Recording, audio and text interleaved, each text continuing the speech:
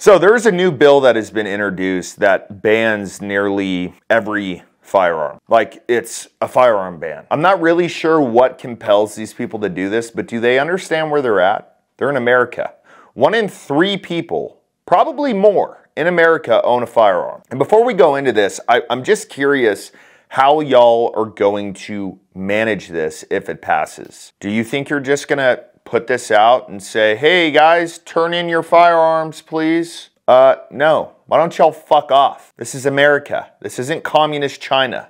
We're free men. And part of that is our Second Amendment, which says shall not be infringed. So anybody who's introducing this crap, you're a traitor. You don't believe in America and you don't believe in freedom. You were a traitor. So let's just be clear about that before we go over this. So this is H.R. 8600 to amend Title 18 to restrict the possession of certain firearms. And this was sponsored by Representative Lucy McBath from Georgia. Really? Down home Georgia is introducing this? You didn't go hunting as a kid, fishing as a kid? You don't understand the use of firearms? You just want to sit here and say, oh, well, we can just be tyrannical and no one will notice. So let's go over what they're exempting from this first, because I think it's important to know what you will be able to use or what they think will follow versus what they want to say that we can't use. Single shot rifle, shotgun, or handgun. Wow, we're going back to the musket days, huh? You shoot at the robber, you miss him, crap.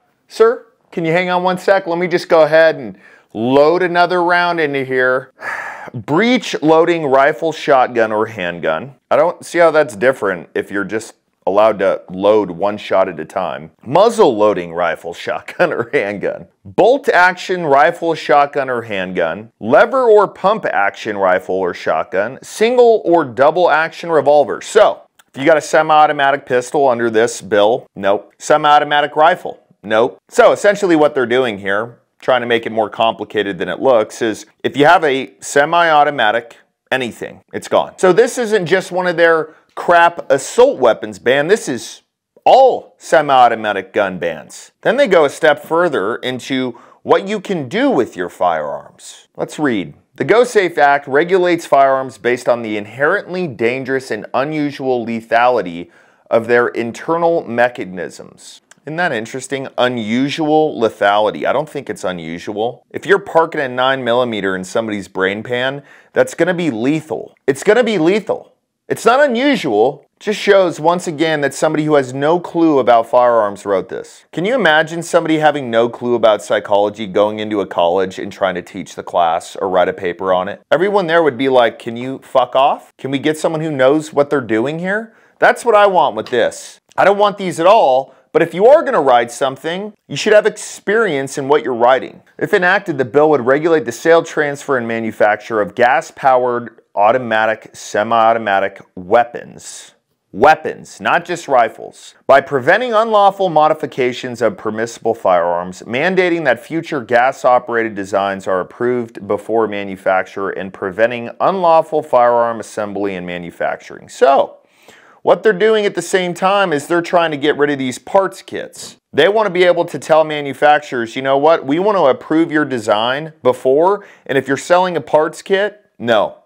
It's got to be a bolt action or a muzzler. And you know, if that wasn't enough, they also added in that it's going to limit high capacity magazines. I'm confused by this, because if you're getting rid of gas-powered weapons and you want us all to use bolt action rifles for home defense, why does the capacity matter? As it would be to throw another one in and do that. You guys are just throwing shit at the wall to see if it sticks. This bill would limit the number of rounds that large capacity ammunition feeding devices are permitted to carry. 10 rounds of ammunition or fewer. Additionally, the Go Safe Act makes conversion devices, including bump stocks and Glock switches, unlawful. So I want to tell these people something real quick. All gun laws are unconstitutional. And for some people that may sound crazy, but let me explain to you why it's not. One, I don't believe me, you, or anyone currently alive today has the authority to rewrite what our founding fathers wrote in terms of the Second Amendment. They wrote it for a reason. We should cherish it